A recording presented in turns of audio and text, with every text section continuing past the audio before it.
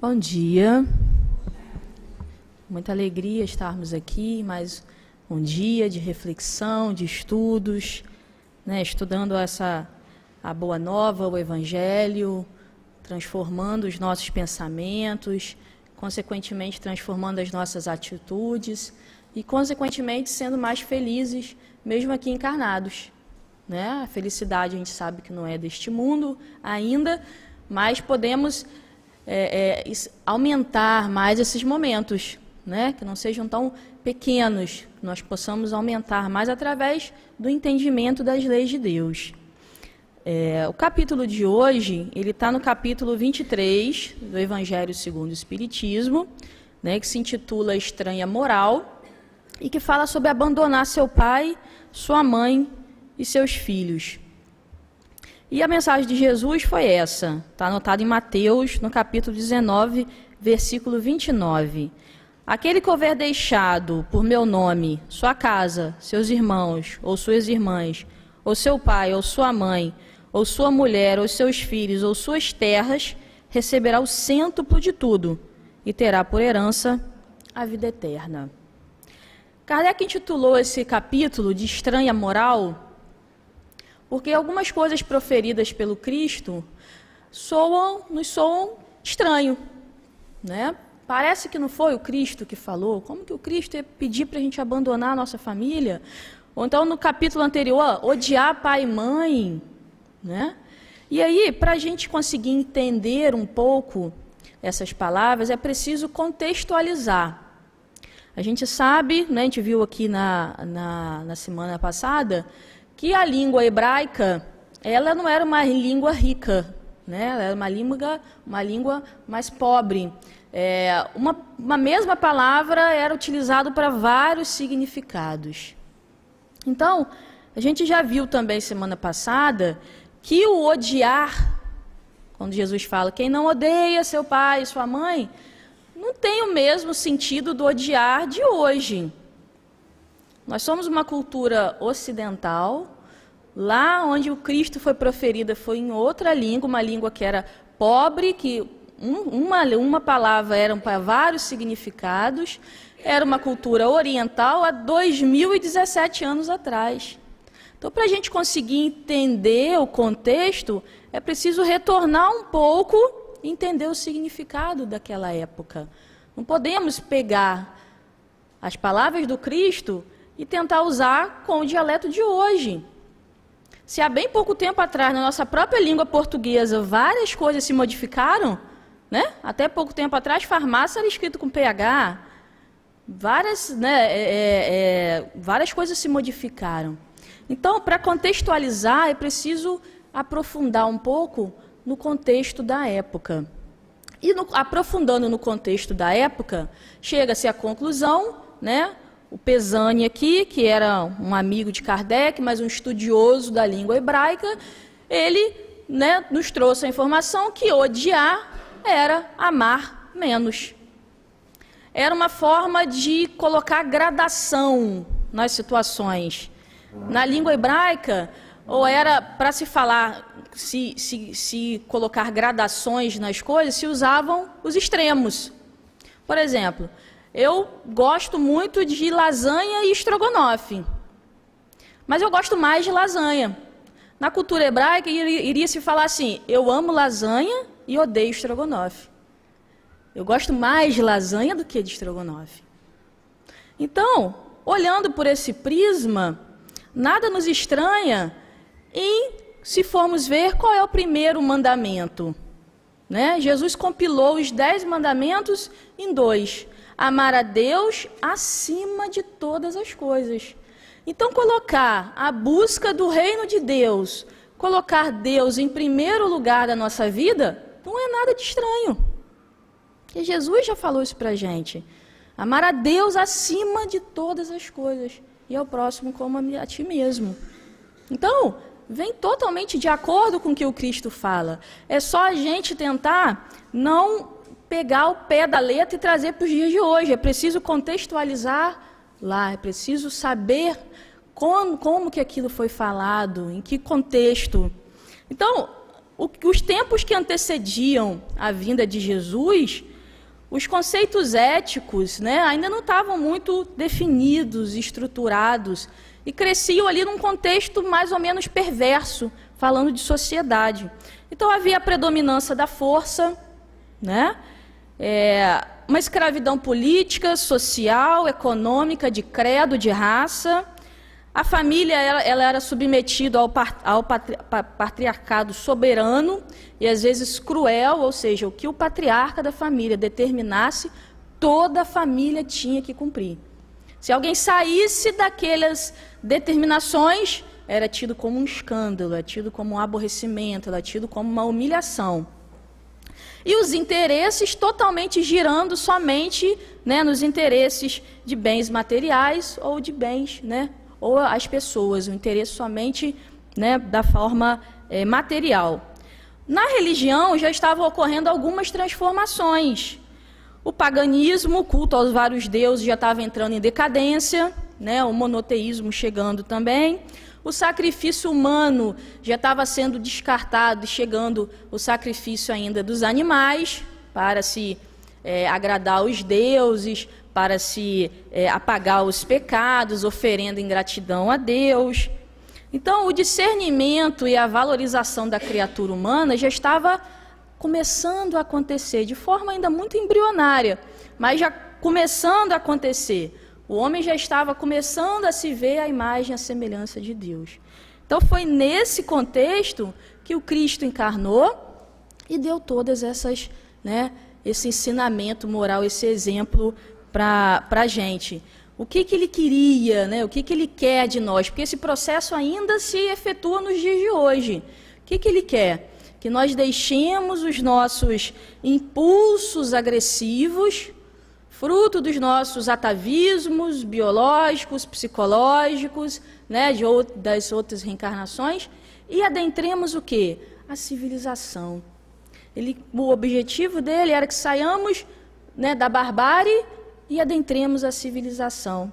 E ainda estamos caminhando no processo de civilização, né? Porque uma civilização completa é aquela em que todos se respeitam, é aquela em que todos observam o direito dos outros, em que ninguém mata ninguém, em que ninguém precisa pegar nada de ninguém.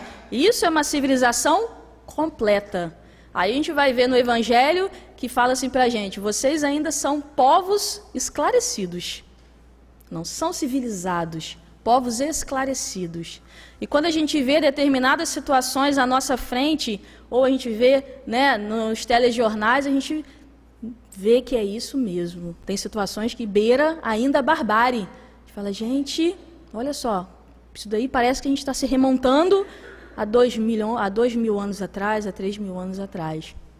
Então, o que Jesus trouxe para a gente era essa ruptura. Quando ele diz que não vinha trazer a paz, mas a divisão, é romper o quê? Romper com as nossas estruturas mentais antigas. É romper com o homem velho, é romper com o preconceito, é romper com os erros.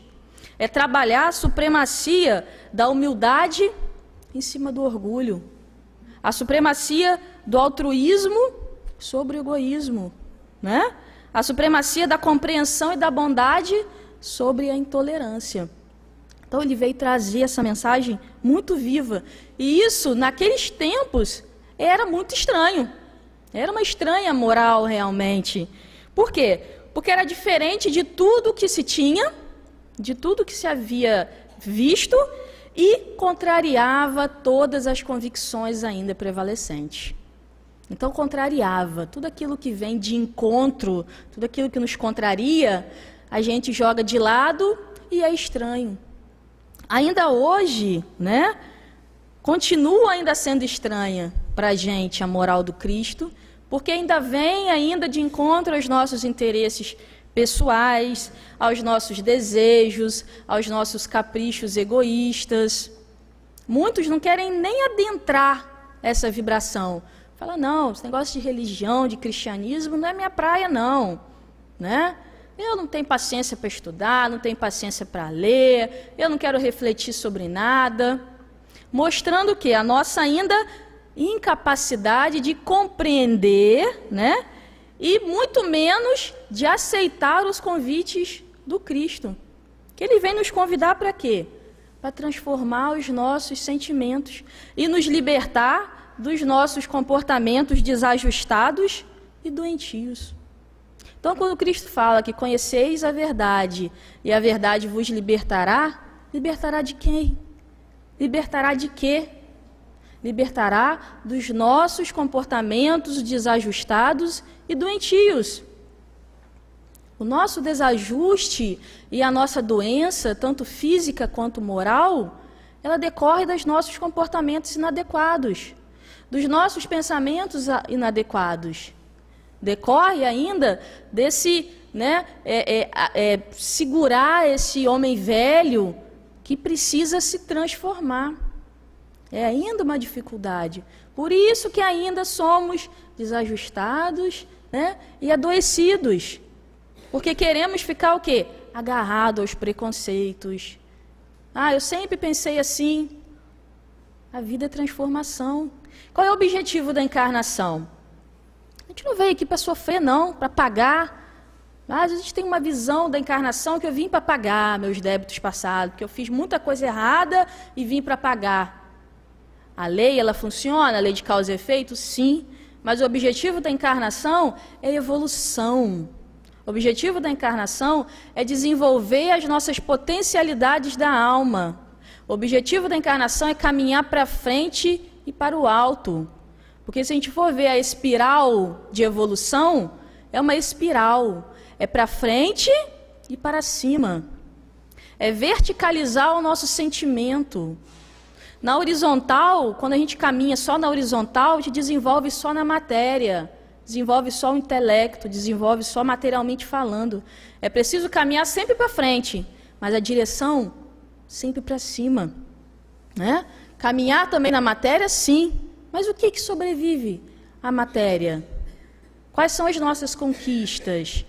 O investimento tem que ser feito também na vida espiritual. Porque esse investimento, a traça não corrói, o ladrão não rouba, não enferruja. É um investimento. E Jesus vem dizer aonde que a gente tem que investir. Não tem aqui os profissionais da matéria, os coaching, que vão te orientar a como fazer um bom investimento material. Não, você investe na bolsa, você investe em fundo fixo, em fundo... Vão te ensinar o melhor investimento para você ter melhores lucros. Jesus vem dizendo para a gente aonde investir. Como investir? Para você ter o quê? A felicidade como final, como garantia, porque ele garante isso para a gente. Quando ele diz lá no Sermão da Montanha, que os mansos e pacíficos herdarão a terra, a felicidade da vida futura, ele vem garantindo para a gente. Quem honrar seu pai e sua mãe, vai ter garantido lá a sua felicidade. Ele vem trazendo garantia, ou seja, investe aqui, que o resultado vai ser bom. Investe aqui, que vai ser centuplicado. Investe aqui. Então, quando ele vem falando para a gente abandonar pai e mãe, ele não vem falando para a gente abandonar fisicamente pai e mãe, abandonar a casa, largar tudo e seguir o Cristo, não. Às vezes acontece, se formos também levar o pé da letra ao ensinamento de Jesus, ele também pode se dar? Sim. Não existem vários filhos, às vezes abandonam, claro que entre aspas, abandonam fisicamente o seu lar para ir desempenhar uma missão voluntária lá na África. Por amor, vai lá para a Cruz Vermelha, vai lá para vários locais de dor e sofrimento para ajudar os irmãos. Ele não teve que deixar os seus pais, o seu conforto no lar, muitas das vezes os filhos, para um objetivo maior. Quantas das vezes um filho quer estudar fora do Brasil ou quer estudar em outro estado, e a gente dá força, não, meu filho, vai ser uma separação momentânea, mas a gente está ligado pelo pensamento, hoje em dia, então, com a tecnologia. Aí me faz lembrar esses missionários contemporâneos que deixaram o seu lar, o aconchego do seu lar, os seus familiares, para também seguir ao Cristo, para divulgar a Boa Nova, para divulgar o Espiritismo. Eu sigo nas redes sociais alguns espíritas E o Divaldo, ele fez 90 anos no mês passado. Ele está na Europa divulgando o Espiritismo.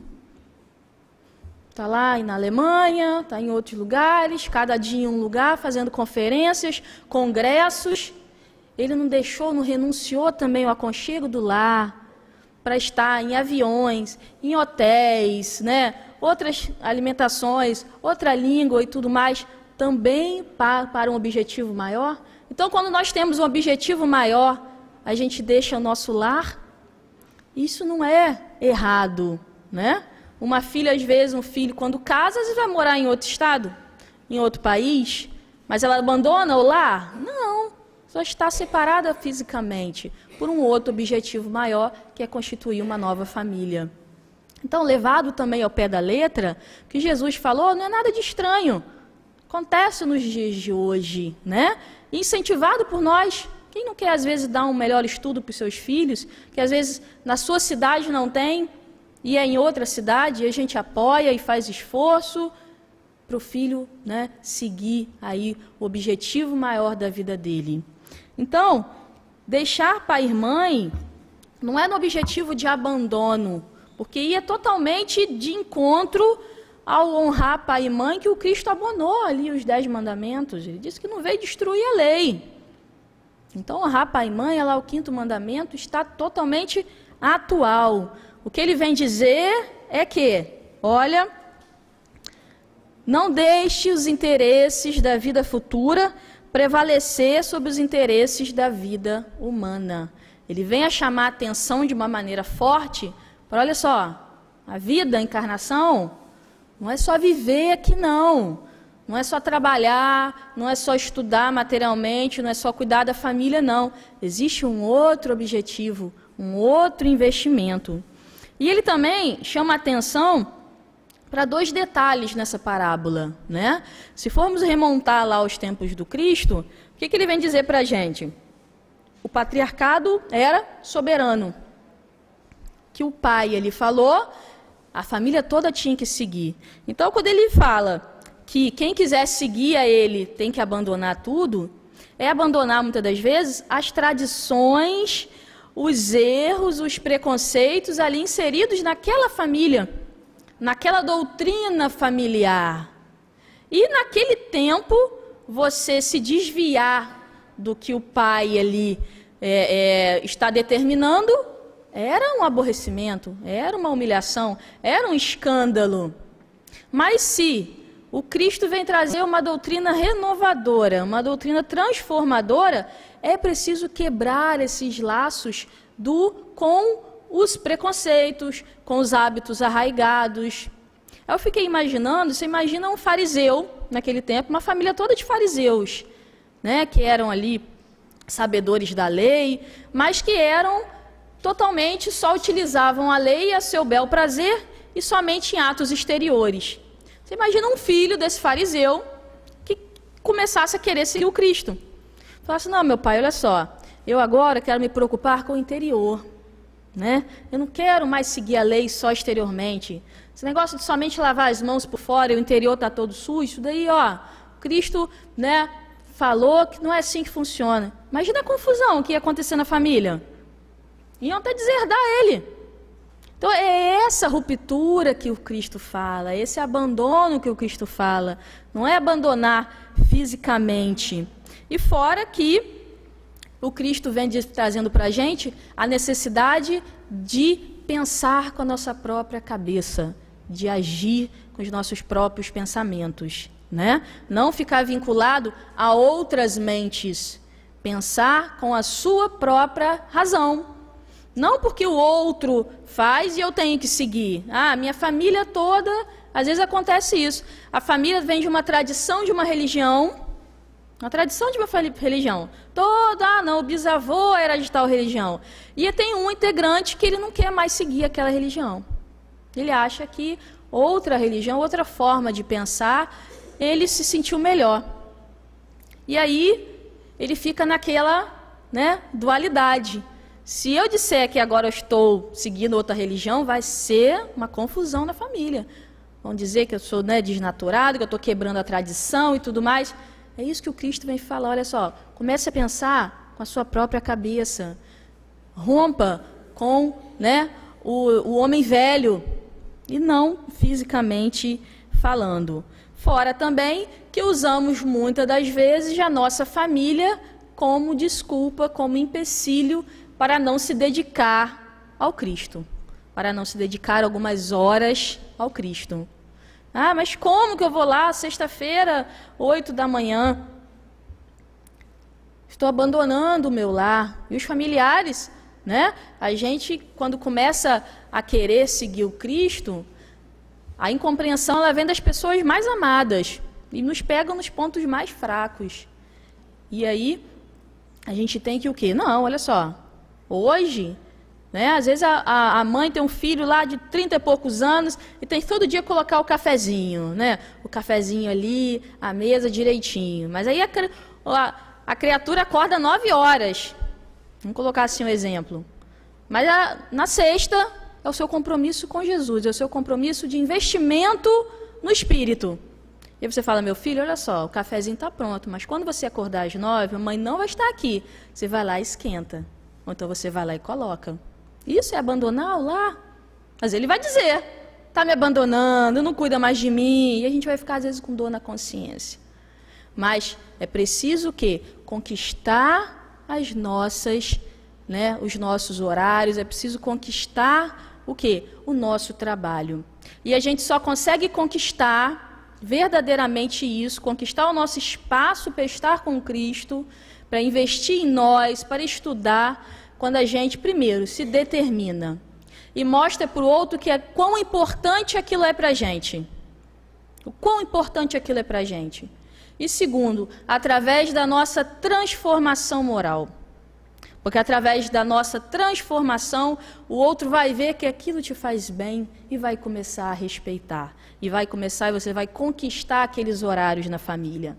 Porque se deixar, a nossa família também consanguínea, ela nos abafa, né? Ela ali nos toma todos os espaços, preenche todos os espaços. Sempre tem algo para fazer na família. Mas a gente precisa também conquistar os nossos horários para estar com os irmãos sofredores, conquistar os nossos horários para estudar, né, a doutrina que nós professamos. Investindo em nós estamos o quê? Levando recursos para o nosso lar. Tentando compreender os irmãos, né, que estão ali na incompreensão, nós estamos renunciando com Cristo. Porque esse abandonar pai e mãe, casa, né, filhos, é a renúncia. É a renúncia. É a renúncia dos nossos maus pensamentos, é a renúncia da bateu, levou. Porque se eu, ao invés de esperar a compreensão, eu compreendo, eu estou oferecendo a outra face. E aí o outro, né, o familiar, ele vai o quê? Sentir aquela nova vibração nossa e nós vamos o quê? Ajudar os nossos familiares. Então, renunciar com Cristo é servir ao Cristo dentro da família. É ser aquele ponto de apoio, é ser quem mais compreende, é ser aquele que dá a outra face. Se te dão a face da agressão, oferece a face da compreensão. Se te dão a face da crítica, oferece a face da tolerância. Aí sim, nós estamos servindo a Cristo, né, dentro da nossa família. Não é concordar com tudo. Não é concordar com tudo. Às vezes, para não discordar, a gente vai seguindo padrões, né, impostos pela família somente para não ser criticado, né, para não ser olhado torto. Mas é hora de fazer aquilo que é o correto. O tempo é chegado, né? O investimento na vida espiritual, ele teria que ser prioridade na nossa vida. Porque a construção do reino de Deus, que é uma obra divina no nosso coração, ela é diária. Ela é diária e é o que sustenta. É o que sustenta. Chega uma hora que, dependendo da nossa dor, do nosso sofrimento, a mãe não consegue ajudar, o pai não consegue ajudar, os filhos não conseguem ajudar, uma casa linda não vai te trazer felicidade, um carro do ano não vai te trazer felicidade, o melhor trabalho do mundo não vai te suprir. Vai chegar uma hora que a gente vai chegar à conclusão de que o que abastece, de que o que alimenta, de que o que nos dá força para seguir adiante é essa construção do reino de Deus dentro de nós. É a fé, né, em Jesus, é a fé em Deus, é a fé na espiritualidade amiga. São essas situações, essa construção é que vai nos levantar novamente, nos colocar de pé e nos fazer seguir adiante. Então isso não é o mais importante? É, mas ainda não é para o nosso, né? Não colocamos isso em prática. Nos afundamos somente na matéria e chega uma hora que a gente quer se agarrar na matéria, mas ela não supre, né? Aí chega aquela situação do vazio, que nada preenche. E aí a gente foge para várias outras coisas dentro da matéria. Uns fogem para vícios, né, de bebida, de álcool, de traições, de compras. Vai fugindo. Mas chega uma hora que, cansado de sofrer, é preciso retornar à casa do pai, né? Fazer igual lá como o filho pródigo, que foi, gastou tudo, gastou herança. Quando não tinha mais nada, ele estava lá comendo os alimentos que nem os porcos comiam mais. Ele lembrou que na casa do pai tinha fartura, que na casa do pai tinha tudo, e foi recebido muito bem pelo pai. Porque Jesus disse que nenhuma ovelha se perderá. Nenhuma ovelha se perderá, né? Então é a promessa do Cristo para todos nós. Ninguém está perdido, né? Ninguém... A gente fala assim, fulano não tem mais jeito, eu não tenho mais jeito. Tem sim, tem sim. Se a gente for ver aí na história, quantos corações, determinados momentos da sua vida, romperam com o seu passado e seguiram um novo caminho. Quantos? Conhecidos e anônimos, que cada um de vocês aí conhece alguém que rompeu com aquilo que tinha, né, com os hábitos errados e resolveram seguir uma nova vida. É possível? Sim, é possível, né? É possível. Basta nós desenvolvermos a nossa vontade, né, desenvolvermos as nossas potências da alma. Então, renunciar com Cristo é isso. É o que ele fala do abandonar, é o renunciar. Renunciar, né, às situações, renunciar ao amor próprio, que às vezes descamba por orgulho, é renunciar à inveja, é renunciar aos nossos caprichos, é renunciar muitas das vezes a momentos em família para investir no espírito, que é o investimento verdadeiro, e seguir os exemplos do mestre. Nós temos um guia. Às vezes a gente pode falar assim, gente, eu estou perdido no mundo, eu não sei para onde ir. Mas Deus nos deu o maior exemplo e guia e modelo. Só a gente se orientar por Jesus. O que Jesus faria, né? Vamos estudar mais, precisamos estudar mais, compreender mais Jesus, compreender mais quem foi Jesus, quem é Jesus, a importância da vinda dele ao planeta. E aí a gente vai conseguir o quê? Se orientar. Jesus, ele é a bússola. Quando ele diz que ele é o caminho, a verdade e a vida, ele é o caminho para atingirmos, né, para entendermos a verdade, para atingirmos uma vida plena, mesmo com todos os problemas, com todas as dificuldades. Mas conseguimos o quê? Superar, passar, ter os momentos de tristeza, mas logo adiante encontrar caminhos para sorrir de novo, né? Observar os detalhes ao nosso redor, os detalhes da vida, os detalhes da natureza, que no dia a dia a gente passa tão despercebido pelas coisas. Vamos observar mais os detalhes, agradecer mais a Deus, ao invés de somente reclamar, ao invés de somente criticar o outro. Vamos ser a mudança que queremos no outro. Só essa mudança que vale. Porque a prestação de contas ela é individual e o progresso ela é individual. Você só progride por você. O seu progresso pode gerar uma transformação do outro e ele seguir junto.